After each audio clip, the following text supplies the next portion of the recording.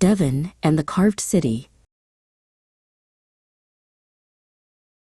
Devin had traveled far, but nothing prepared him for Amasya. It wasn't just a city. It was carved out of time. As the bus pulled away, Devin stood on the riverbank, looking up.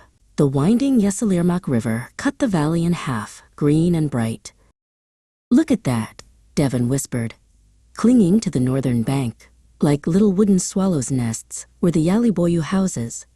They were built right against the water, some with half-timbered walls and tiled roofs, leaning toward the river as if listening to its secrets. Devin learned that these unique houses had been built centuries ago. The city's planners had to be clever. There wasn't much flat land. This smart, compact style kept the heart of Amasya beating right by the water. The river provided life, but the steep mountains provided protection. But the riverbank wasn't the only amazing sight. High above, carved right into the sheer rock face of Mount Harsana, were enormous openings. These were the rock tombs of the Pontic kings, ancient rulers who lived here thousands of years ago when Amasya was their capital. Devin decided to climb. The path was steep and winding, but he felt like an explorer tracing the footsteps of history. The tombs were immense, silent witnesses to a powerful kingdom that once controlled this valley, high above the everyday rush of the river. Higher still, sitting atop the very peak of the mountain, stood Amasya Castle, Amasya Kalesi.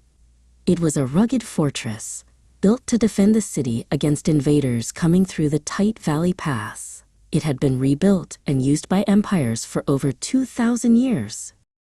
Inside the castle walls, Devin looked down. From here, the entire city looked like a miniature model.